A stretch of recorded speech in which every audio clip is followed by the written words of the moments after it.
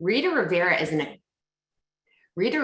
an accomplished teacher, choreographer, and dancer in Santa Cruz, California. She was the founding member and artistic director for the Santa Cruz Dance Gallery, and which was the first independent dance performance center in Santa Cruz, California.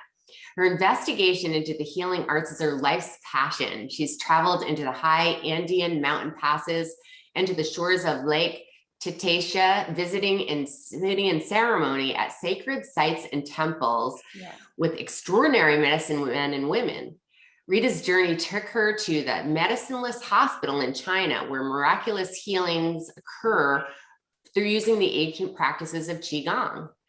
Rita received certification in the Alexander Technique in 1993 and has taught dance and the principles of the Alexander Technique at Cabrillo College, University of Santa Cruz, San Jose State, and Sonoma State Universities.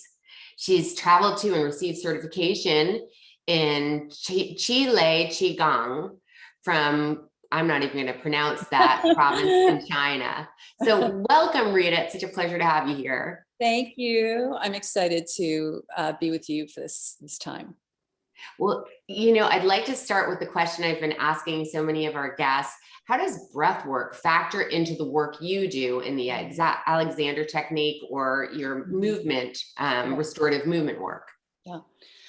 So I think I'll start with just a brief description of the Alexander Technique. And, I've been involved in the Alexander world for a very long time. I probably started in my late teens, early 20s, and young dancer in New York, really going after the whole athleticism of dance, from high legs and turns and jumps and all of that, and building up a lot of stress and tension, in that training process. Right. So by chance, I came to an Alexander lesson, and I was just blown away at what I discovered in my body. And the work is very subtle.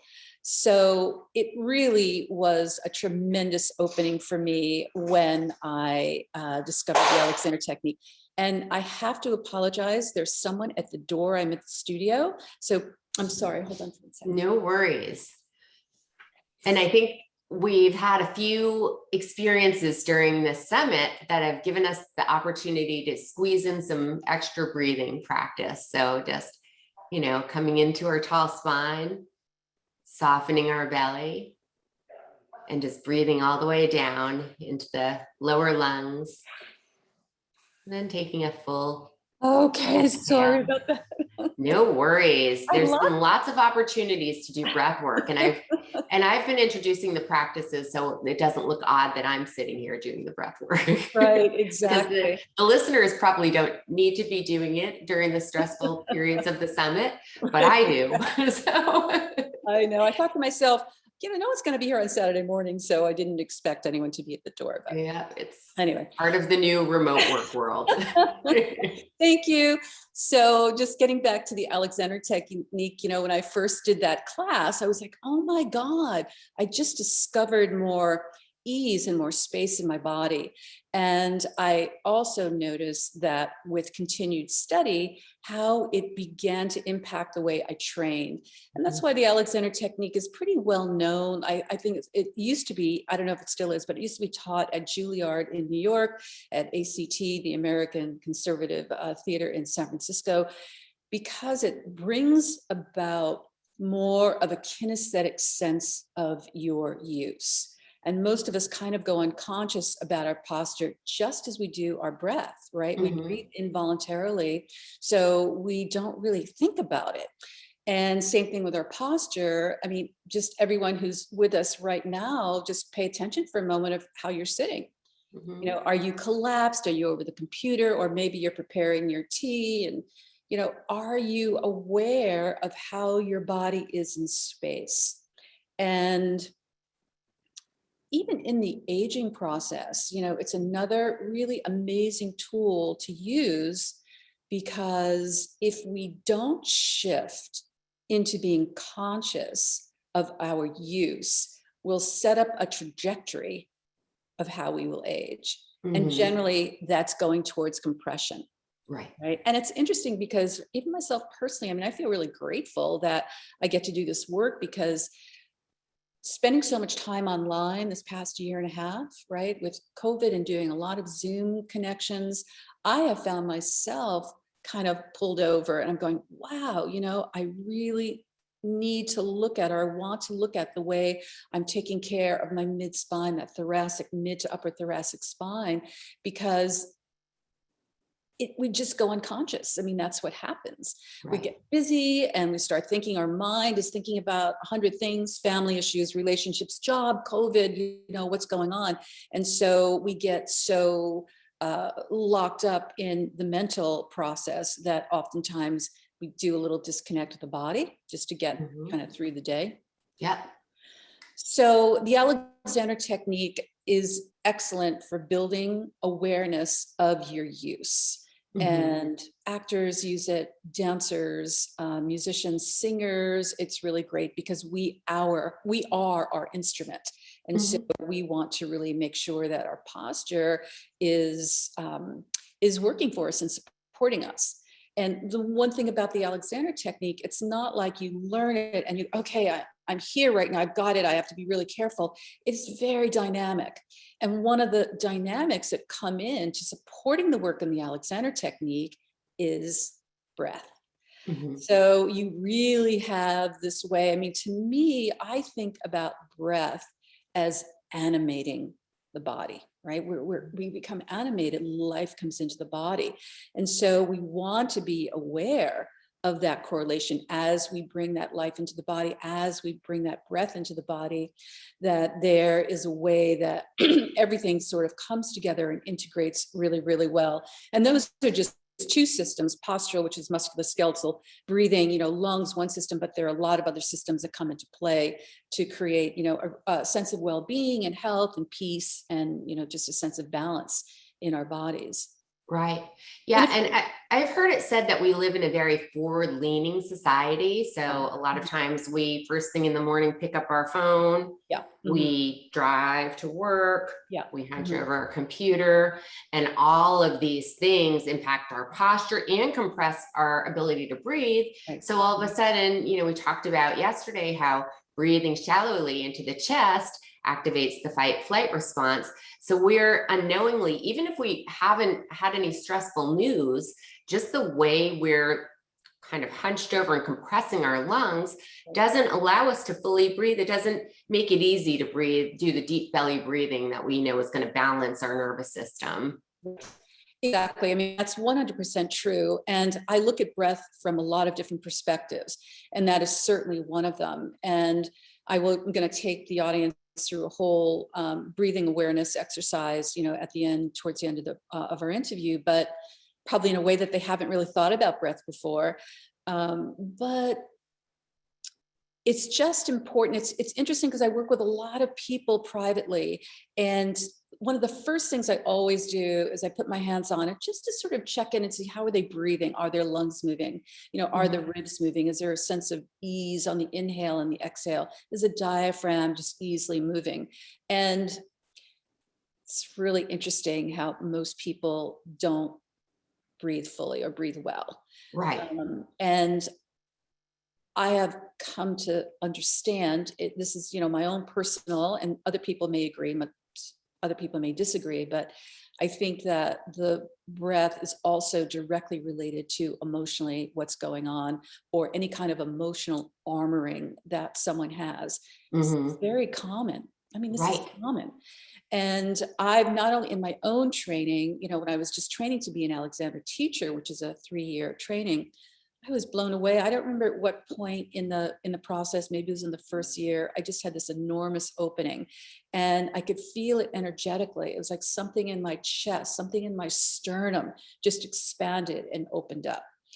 And I have had that experience working with clients as well. And so the emotions are a huge part of it. And certainly I'm not a therapist, but there are a lot of great somatic therapies out there, and therapists who focus more on the connection, the mind-body connection. Hmm. And I will have people that will come in and say to me, oh, I think I breathe kind of shallowly. So they know that something is there, Right. but as a practitioner, especially not being a therapist, I really need to be very, very careful about approaching them and giving them the space to explore and express what they want to express. But at the same time, being very careful because people have to be ready to open up emotionally. And I think that that's one aspect of breathing that is really, really important, because if you have any armoring going on, your breath is involved in either holding or compressing, or it's just going to explode, and it could come out as anger. It could come out just as an emotional, release. It could come out in a lot of different ways. Yeah. And I think we all have armoring going on. And I know our next speaker will be speaking to that as well, talking about trauma and how we think of trauma as something that it has to be a really, car crash or horrific incident in order for the body to, to see it as trauma, or for it to be recognized by ourselves and other people as trauma. Trauma has to be terrible and devastating, but actually trauma exists on a spectrum, and most of us have experienced or will experience some form of trauma in the form of loss, in the form of, childhood, real or imagined situations or letdowns, or any of the number of emotional experiences, hurtful emotional experiences, painful emotional experiences we live through. And you may have gotten over that being teased as a kid, but somewhere in your body is that somatic or kind of muscle memory of that happening, and that's probably related to the armoring that you're explaining. Yeah, absolutely. 100%. And I've had that experience in my own life. And I mean, I had a teacher in middle school, junior high school. I think we had a dance program. I really wanted to go into the dance program. And she was a gym teacher, and she just had to get rid of half of the students. You're never going to be a dancer. And I remember being so upset. So even that experience can, makes me think that, oh, I'm not going to be good enough as a dancer. And I kind of had to revisit that when I had that memory years later of her saying that to me. Wow, that mean gym teacher. Right. Yeah. Because it could even be suppressed. You might not have even remembered that, maybe if you hadn't been doing some of these therapies and practices. Right. So I agree 100%. There is a huge spectrum from just something an adult tells you when you're very young and open, and all the way to, more extreme traumas. So there is a spectrum, and it all impacts the whole body mind continuum of how we express ourselves, how we breathe, and also our posture. Our posture tells a story. If you look at movies where they portray someone throughout their life, and you see that person, now they're portraying them in their 70s, how do they portray them? They're hunched over, the head is forward, they've got a cane. It's an image that we use in our culture a lot, and I hope it changes, because we don't need to be, that's unconscious. We don't need to age into that picture. Right. We have control over how we age. Yeah. And so you talk a lot about posture, and I know that for me, because you and I worked together, you helped me straighten out my posture many years ago. And so for me, I thought, well, I mean, I might as well just see if my posture is okay, but I'm standing up straight, so I'm sure it is. Yeah. So I think for many of us, that's what we think about as posture. Well, I'm standing up straight, so my posture is good. Can you go a little more into what good posture really does mean? Yeah, absolutely. And I do want to preface this by saying that, the Alexander technique has been around a long time. And FM Alexander, who designed this whole training, was at the 1900s, the turn of the century. So, it's been around for a long time. And other influences for me personally, having gone through the training and being a teacher, me personally, I have added other things to sort of flush out all of the new knowledge and all of the new discoveries that are coming on board about the body. One of those would be the fascia or connective tissue, and what an important part that is to our structure. So I add in all my classes, I teach a balls and soft rolling class. I teach a Qi Gong and restorative movement class. So I take the principles of the Alexander technique and I just sort of flush it out a little bit with how more deeper can we go into the body in terms of finding that ease and release. Mhm. So, and as I said earlier, the thing about the Alexander technique that I don't want people to walk away with is that it's a fixed state. So I find it and I'm there and that's it. Because it is very dynamic, right? Think about what we do during the day. We sit, we stand, we get in the car, out of a car, we're lifting groceries, we're in the kitchen cooking, we're picking up children, we're gardening is huge, right? We're sitting in a car driving, kind of, zoning out. Who knows what's going on with the back posture, on that half-hour ride. Right. Usually, our mind starts going off and our body, we forget to take care of our spine. So there are basic principles in the Alexander technique. In my whole exploration into restorative movement, I have taken the Alexander technique and gone through those basic principles. And we can, if you like, right now, we can just do a very simple one. Sure. Just to throw that in to break up the talking. But so however anyone is seated right now, to just take a moment and bring your awareness to your sits bones, right? Those bones that we sit on. And this might be a little harder to do if you're sitting on a super soft, like a couch or something like that. But ideally, we want to sense and feel that there's equal distribution of the weight of our torso through the right and the left sits bone. So just taking a moment,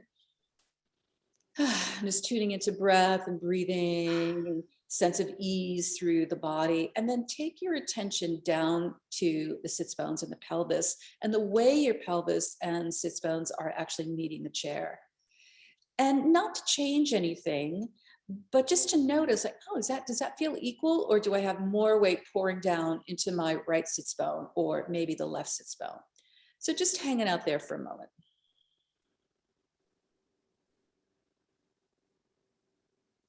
And now I'm going to ask you to actually consciously put more weight down into the right sits bone.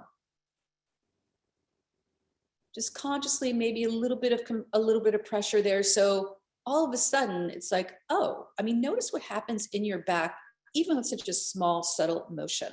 What happens in your back? Does it feel a little skewed? Yeah.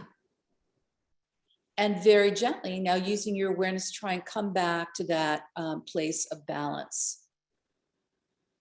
To the best of your ability, there's no right or there's no wrong here. We're just doing an exploration and just playing a little bit. And now I'm going to ask you to allow your weight to fall into that left sits bone. So the weight is pouring now, you're favoring that side. And if you've had an injury or any kind of imbalance through your spine, that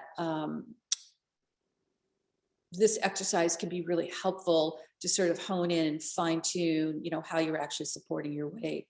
And just notice, oh, wow, that really feels different in my back. And now pay attention to the subtle movement of coming back into balance on the sits bones. For me, once I do that, it's like all of a sudden I breathe, I open up and go a little bit deeper into my breath. Elizabeth, do you have anything you want to share with that? I just really felt it in at the core of the base of the spine. Yeah. And it felt good. It felt like releasing some tension in the base of the spine. Right. Yeah. And what happens is, like, imagine that you're driving the next time you go out and you drive in the car, set up your sits bones. Because what happens that we normally sort of lean over into the rest, maybe by the door, or maybe lean towards that middle, or if you drive a stick shift, you'll be leaning that way. Yeah. So I would say in the next few days, just sort of track how you're sitting and notice if you are staying balanced. So that's one idea of the Alexander technique. So there are little pieces like that, some principles that are really important that get built on. So we start with one small thing like that, and then we'll start to work our way up through the spine and build awareness through the rest of the spine. And then, of course, the shoulders and the legs and the way we stand. So in the whole Alexander principles and restorative movement that I do, it's looking at and exploring how well do we stand? How well am I locking my knees? Do I have that sense of freedom and ease at the thigh sockets as opposed to locking and holding? So that's when I talk about the Alexander technique, it is posture, but it is very dynamic. And it's anything else in the world, it's shifting and changing and we're moving. And so if you understand posture, you know that it isn't dynamic, but it's forever changing and shifting and moving with whatever you're doing, at the time.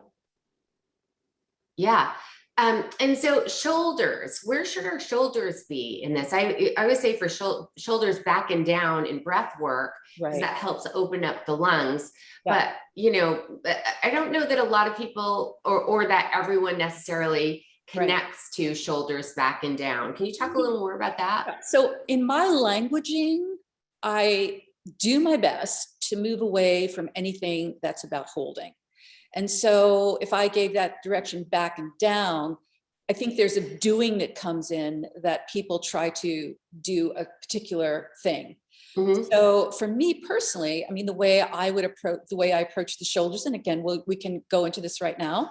So again, we're sitting up on the sits bones. If you bring awareness to your shoulder girdle, right? The mm-hmm. shoulder girdle is comprised of two sets of bones. We have the scapula bones or the shoulder blades, or the clavicle bones or the collar bones in the front. Mm-hmm. So let's just start with the shoulder blades. Mm-hmm. And, many of you know the shoulder blade is kind of like an upside down triangle, right? It's a little mm-hmm. wide at the top and comes down to almost like a point. And I'd like you to think that the shoulder girdle, that the scapula bones are just resting on the back. And if we were going to give those bones a direction, like a spatial direction, they would be sort of lengthening down the back. So there's a feeling of cascade, an energy of the shoulder blades cascading down the back, just this gentle, sweet sense, like water might be coming down a wall very gently. So we want to have that sense that the shoulder blades are very free on the back. And when I do any kind of shoulder movements, I usually talk about sort of a gliding or a sliding quality that happens with the shoulder blades.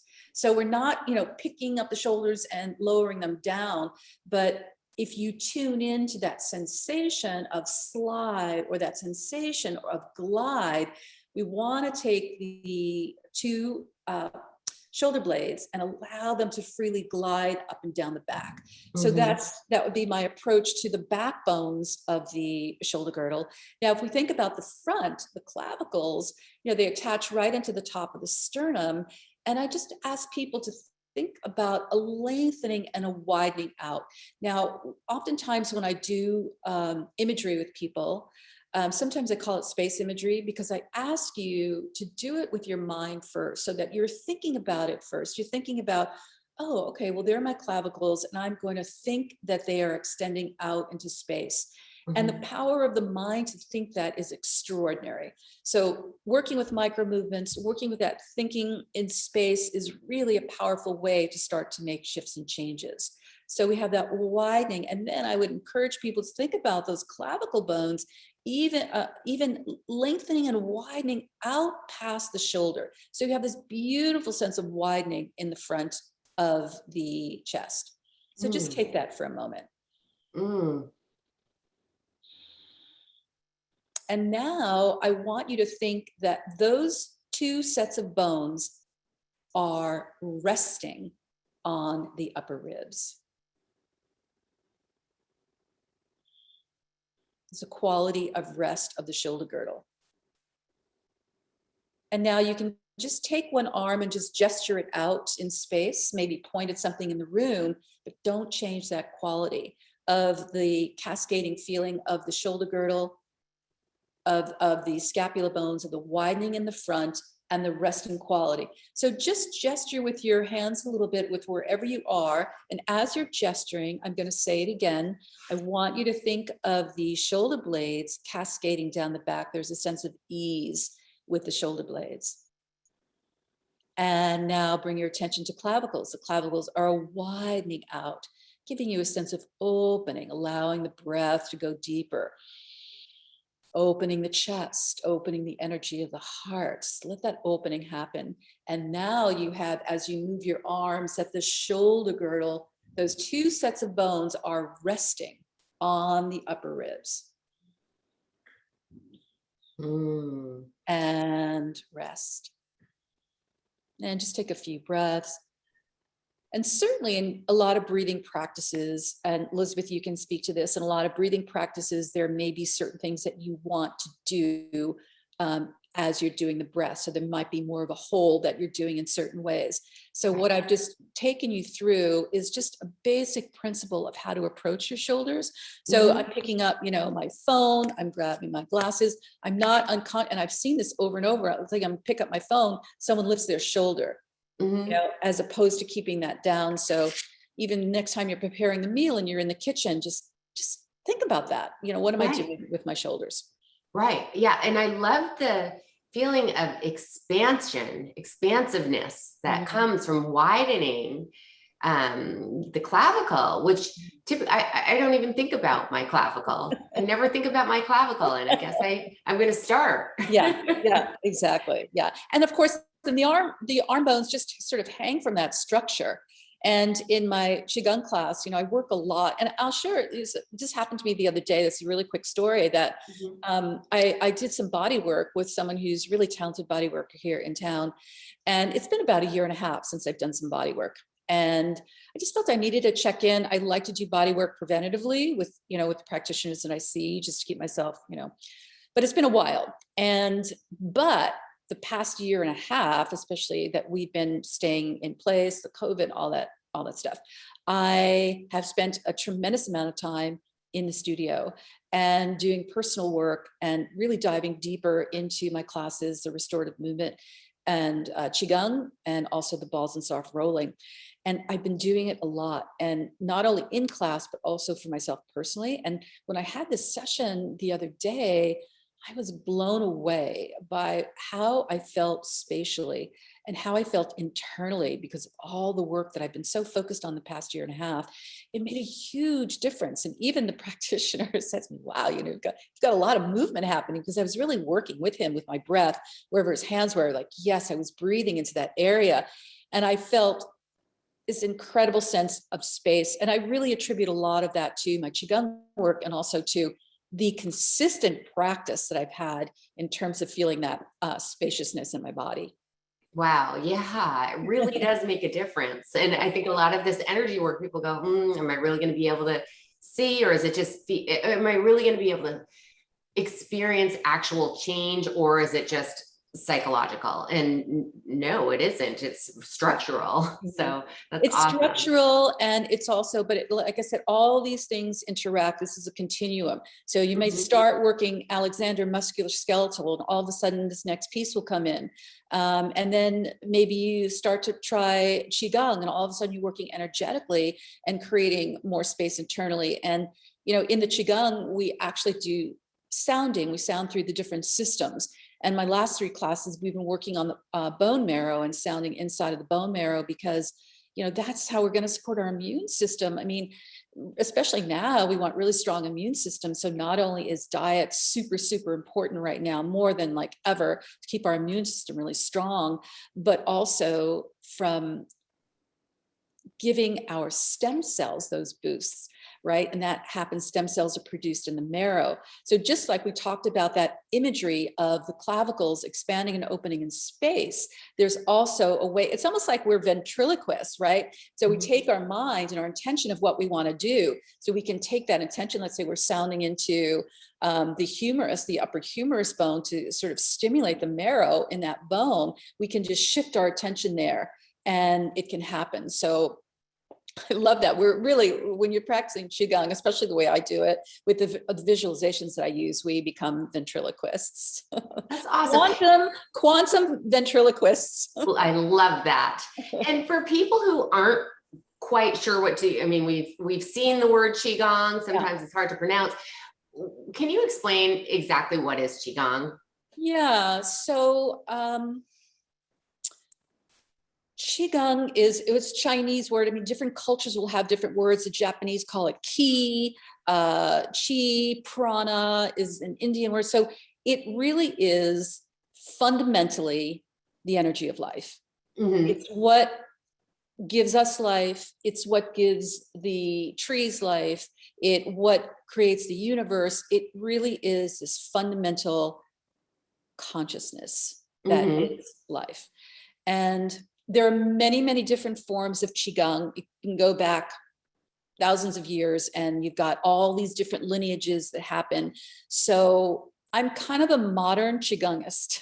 So, it's like I went to the medicineless hospital in Qingguangdou, China, and it was an extraordinary experience on so many levels. I was blown away by what they do there and my own personal experiences, what happened there in that place. And I got to tell you, going to that center, it was no retreat center, what us Americans think about as a retreat center, because, we think about, lovely rooms with chocolates on the pillow and the little hot tub, it was not that at all. It was like Right. an old warehouse almost. And I have a lot of stories, but let's just leave it at that.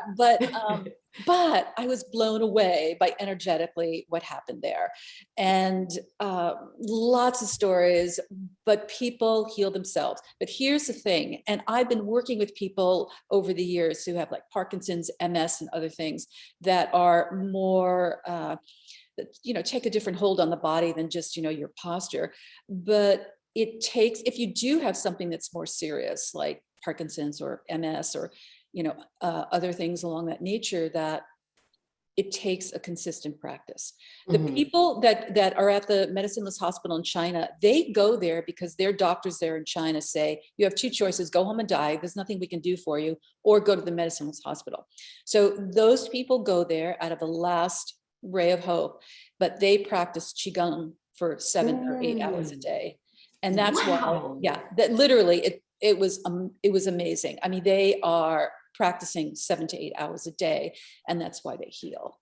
That's Um, incredible. it's really incredible. So the thing about what, this is my languaging, because generally what I'm a little bit of a rebel, I take what I learn and I try and master it as best I can. And then I tune into my own soma and go, okay, what does this mean? How do I want to do this? How do I want to move? And, how does this integrate into everything else that I do? Mhm. So, the Qigong for me personally, it's about, when we do this practice, it's like connecting to this quantum field Mhm. that can support us or not. If we are just locked in shallow breathing, small mind, repetitive patterns, that we don't have access to that field. Right. When we make a choice to open up and begin to explore, then we have access to that. And then we do a practice that continually supports us in making the kind of changes that we want to make and creating more space. So there's a particular flow that I do. It's called Lift You Up and Port You Down, which I learned at the hospital. And so I do different variations on that. This, Mhm. I've sort of taken off and do my own variations of it, but we definitely do the basic one. Then there is sounding that we do in the different organ systems. And I opened that up a little bit because we also started to sound with inside the endocrine system, because, Mhm. Chinese medicine and, Qigong are kind of hand in hand. So there are a lot of great things that you do in terms of stimulating the meridians with the Qigong practice and opening the meridians, just like you would with a needle, but only your flow helps to open up that practice. So, I've just been designing for me what really works. And like I said, we've been sounding into not only organs, but the endocrine system and into the bones, into the marrow, whatever it takes to really allow ourselves to feel completely embodied and present, healing and feeling really happy. That's beautiful. Yeah. And I think one of the themes that's come up throughout the summit is that these practices that are 4,000 years old, the, yogic breathing, the pranayama, the Qi Gong, all of these practices that have been used in some cultures for millennia Yeah. are now suddenly coming to light. Now the scientific community is getting on board and saying, oh, well, that works because it stimulates the vagus nerve, or because of the change in the autonomic nervous system, or, so now there is actually, they're able to pinpoint and see measurable results or track it back to certain processes by biomechanics, and suddenly that validates it for people, which is amazing. And also, I think really validating for the people that have been practicing and using it. So I think it just opens up a whole new audience to a lot of these ancient traditional practices that are not just woo-woo and are not just psychosomatic. Well, it's really, I mean, I agree with you 100%. And I always love the science when I hear about it, because it validates my own experience. And even right now, you know, a lot of the buzzword is around fascia and connective tissue. And they're doing a lot of research on connective tissue and fascia, and it's kind of mind blowing. You know, it's like, wow. And this is like connective tissue. This is like a part of even science, medical science, or working with doctors who do surgery. This is like the stuffing, you just kind of throw it out. But no, I mean, they're realizing how the nerves are embedded into this tissue, and the connective tissue wants to be hydrated. The connective tissue wants to be mobile. It wants to be able to move. You know, of course, there are lots of different kinds of connective tissue, but people can get very locked in their connective tissue, or if you have scar tissue and things like that. So I agree. I think the science is awesome, and I'm all for it. Go for it. Yeah. I want to learn more. So yeah. Yeah, and we are being asked by Barbara to please share more practical gems. So I think people really like the practices that you've been sharing. So if you have more that you want to introduce, that'd be great. I'm happy. If you want, I can go through a breathing practice for you. Let's do it. Okay. So I would encourage people to, you have a choice here. If you want, you can lie down, take a break, or you can do this seated. If you're doing it seated, just make sure you're comfortable, you know, maybe have your back supported. And just take a moment and tune into just neutral breath.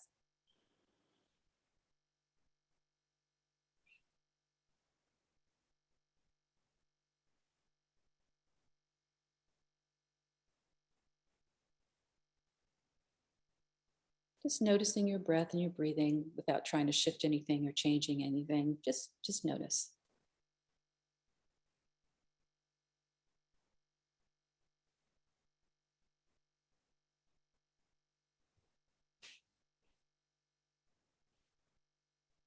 And now I want you to shift your attention to your nostrils. And I just want you to feel that air moving through nostrils, both on the inhale and the exhale.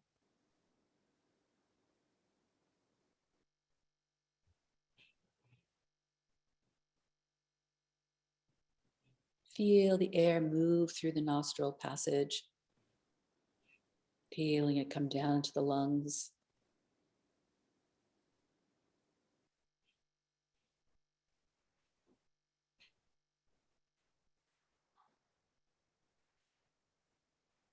And now I want you to shift your awareness slightly and think about the air that's coming in, the air that... Where are you going to be?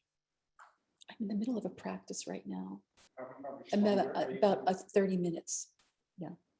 I rented the studio from Julie. So we can just keep breathing in. Just keep your breath happening.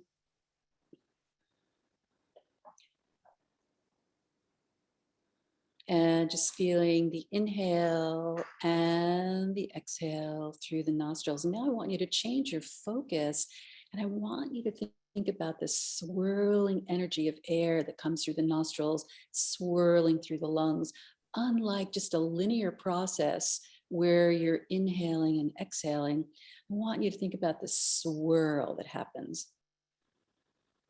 Swirling in through the nostrils and swirling through the lungs.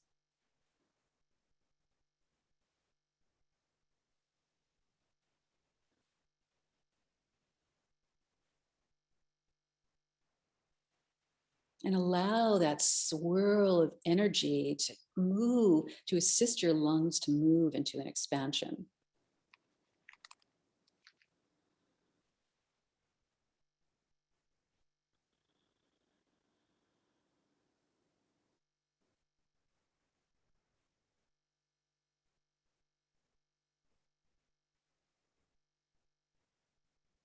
And just very gently coming back to neutral breath. And I'm going to continue to guide you through another way to think about your breath and your breathing. So as you inhale, all of that air comes down into the lungs, and the blood absorbs the oxygen molecules and delivers all of that oxygen to each and every alive cell in the body. And every cell that's alive needs oxygen. And the byproduct is CO2, which is delivered into the blood. And the blood delivers that back to the lungs, which is what we exhale. So in effect, all of the cells of the body are breathing. All of the cells are using oxygen. All of the cells are exiting CO2. And the blood is this extraordinary transportation system that is delivering oxygen and taking back the CO2 that we exhale.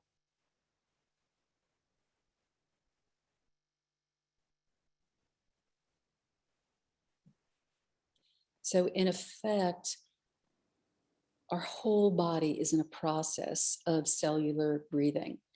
And it's an extremely fluid process, right? We've got the blood, we have the movement of blood as a transportation system that's delivering oxygen, that's taking away the CO2.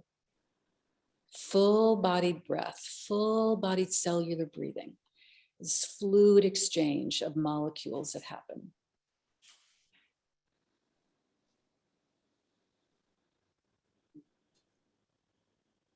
Allow yourself, even if you just feel this in one part of the body, maybe your palm, if you focus your attention on the palm of one of your hands,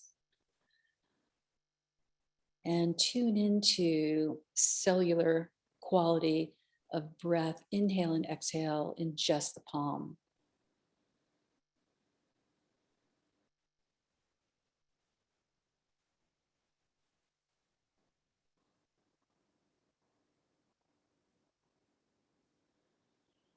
So with your awareness and with your consciousness, again, you can think about that palm, tune into the movement of the blood through the palm of the cells absorbing that oxygen.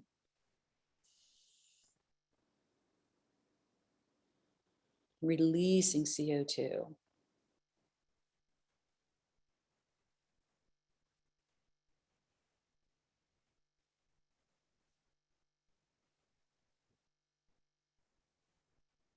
This extraordinary miracle that we are, and this internal motion, this internal movement that is so fluid.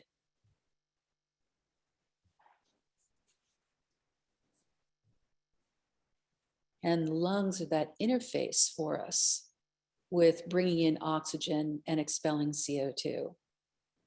The lungs become this interface, taking in the air, the quality of air, and expelling the quality of air.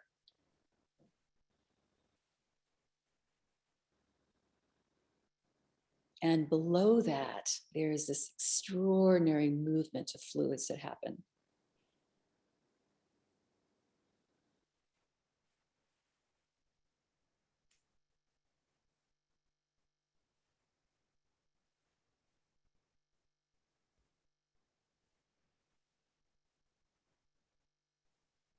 And very gently just coming back to your neutral breathing practice.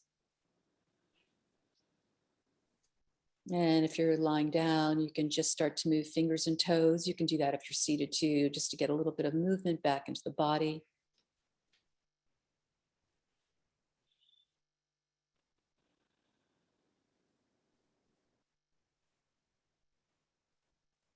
And if you're lying down, if you can work your way back to seated.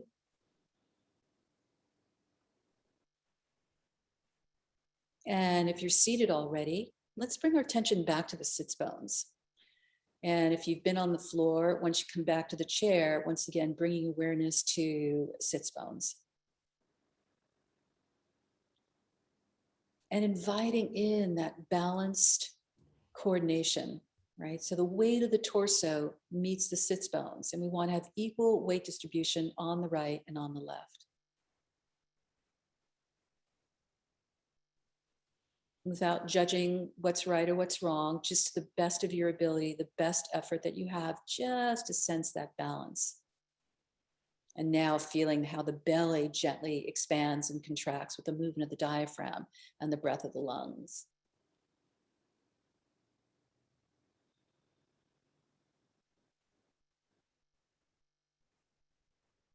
And just kind of open up into a place of gratitude.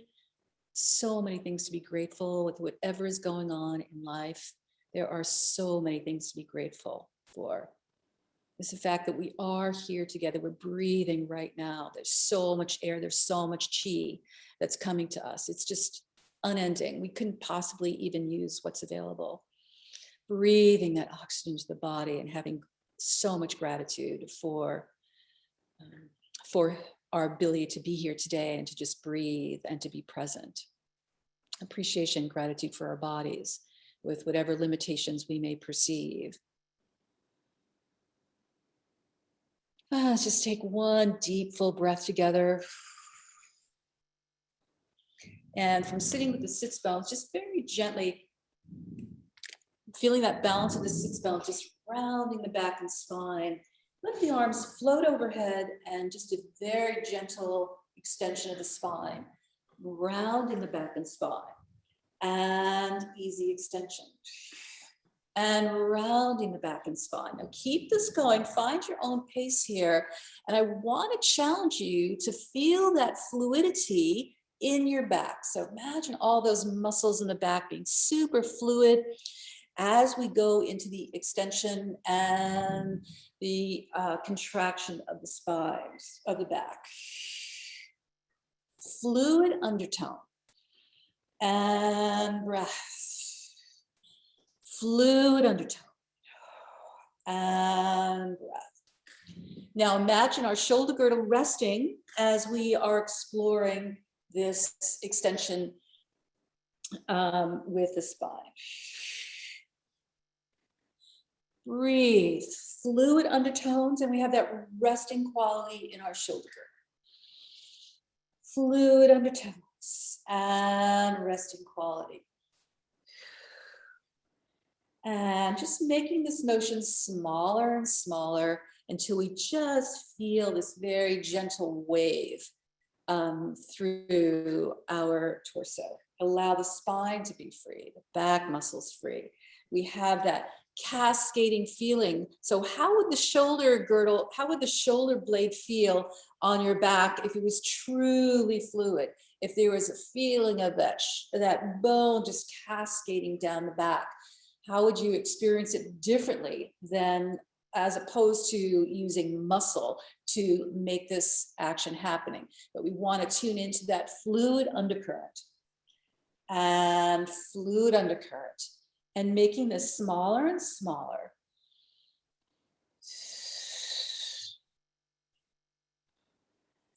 And just allowing your hands to rest back on your thighs and just keep the spine gently moving. Full breath and breathing.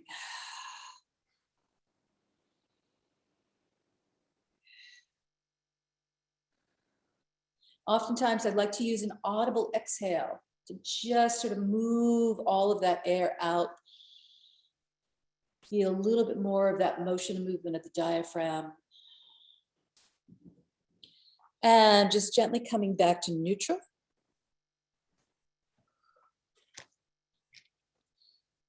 And just open the jaw really wide. And just coming to rest. I needed that after sitting all morning, that's for sure. Yeah. But speaking of which, many of us sit at desks all day. Yeah. So that's a wonderful way to just kind of come back into a little bit of movement while you're still seated. You know, you can't always get up and walk around. Maybe you back-to-back meetings or you're seated in a long meeting, just being able to move your spine from where And you're sitting. you can do that same coordination that we just did standing. You can just have open the legs a little wider than hip width apart and just feel this undulation through the back and spine. The most important thing to keep in mind is that when you're doing it, that you really want to stay with that fluid undercurrent. Don't flip into, oh, I feel a little, I got to move my muscle, I got to move my bones. If you feel really tight and you do want to sort of stretch your muscles, that's okay. But start with that fluid movement.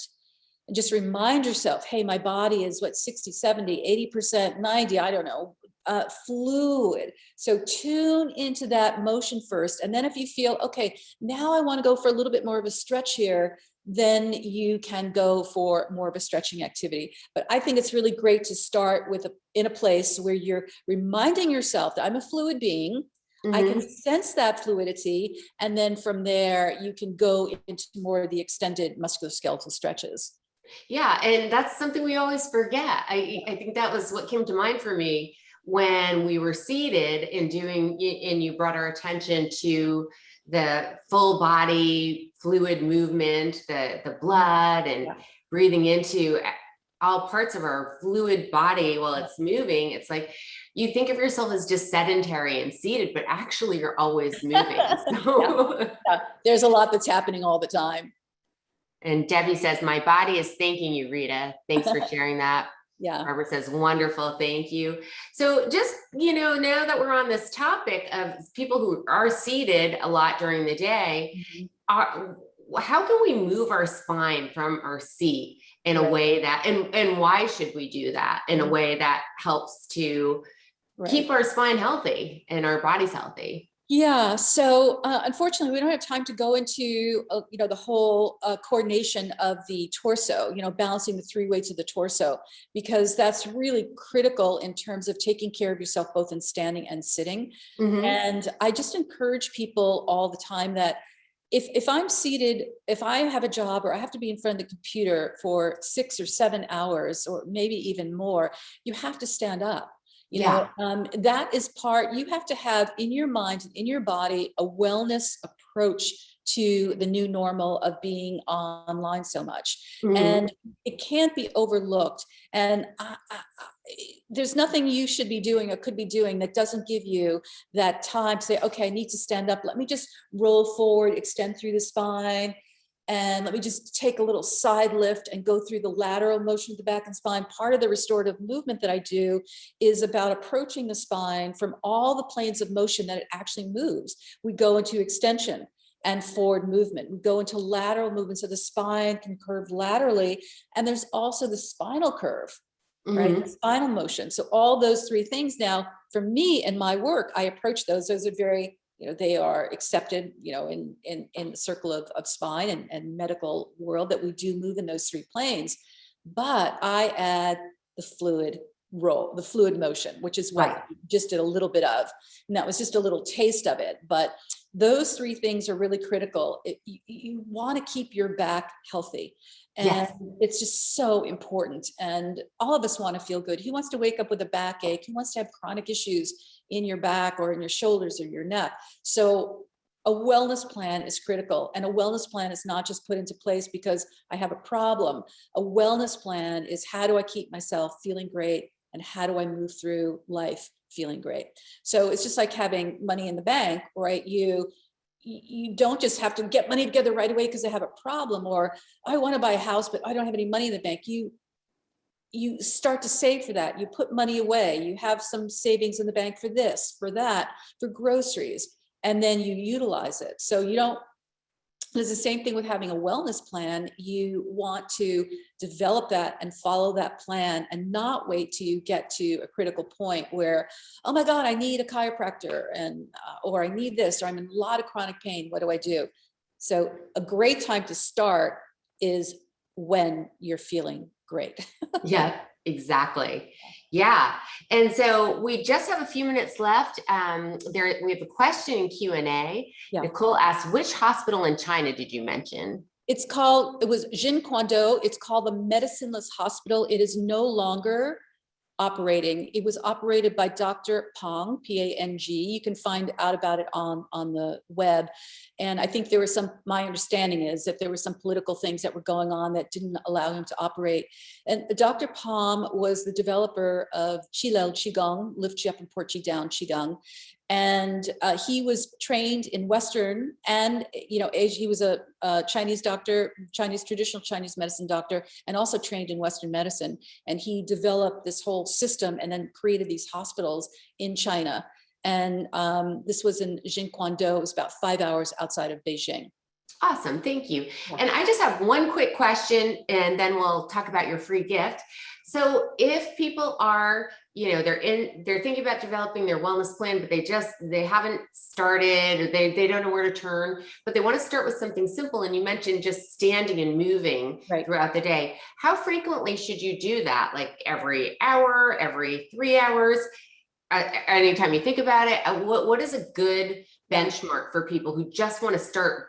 They have been sitting for too long and they just want to start building basic movement into their day. Well, it's a pretty big question, because everyone is going to be different. Like, does someone have chronic pain? Right. And so what they would be doing might be a little bit different than someone who doesn't have chronic pain.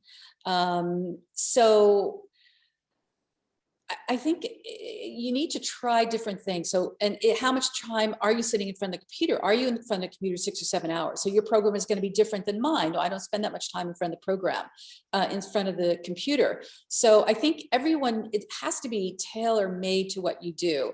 But I would say just off the bat that if you're spending at least an hour and a half, 2 hours online on a Zoom call, something along those natures, that at the very least, you can just tune into your breath, tune into how you're balanced on your sits bones, maybe your shoulders, and just say, oh, I have dropped forward. So I want to come back up onto vertical. So it's a kind of a tricky question, because there's so many different factors, and depending on how people are in their day and what their process is. But certainly you want to get up and move around if you can, just rolling through the spine and getting up. If you have 10 minutes, put on some music and just dance. Absolutely. Awesome. And we did that this morning and it was wonderful. Yeah, so thanks for that great reminder.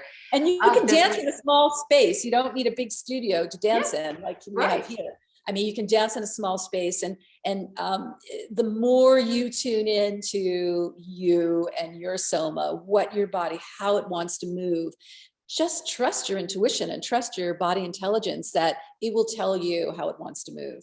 That's brilliant advice. Thank you, Rita. And now you have a gift for our audience. So do you want to tell us a little more about that? Yeah, we talked about that. Yeah, so I think that what I'd be willing to do is I have 2 classes that I teach each week. They are in person, virtual live, and also on demand. So if there are people that would like to explore one of my classes, one is the Qi Gong and restorative movement that meets on Mondays at 11 a.m. Pacific time. It's an hour and a half. The second class is on Wednesdays at 11 a.m. to 12:30 Pacific time. And that's balls and soft rolling and restorative movement. So the only thing about that class is you need some equipment, which is all on my website. You may have a soft roller, you may have, some balls that we use, but that equipment is on my website, ritarivera.com, so you can see what you have. If you're local here, you could certainly come into the studio. So I'd be willing to give one class as a gift to maybe the first 20 people that contact me via email, at ritarivera.bodymind@gmail.com. I think that's wonderful. And then you also have a link here to essential components to healing. Okay. Yes. I forgot about people can pick up and grab right away. So wonderful. Lots of free gifts, lots of beautiful information. Thank you so much for being here. Oh, Rita. you're so welcome. It's my pleasure. Take care. And I will see everybody in 15 minutes back for Dr. James Gordon. Can't wait to see you there. All right. Bye-bye. Thank you. Bye-bye.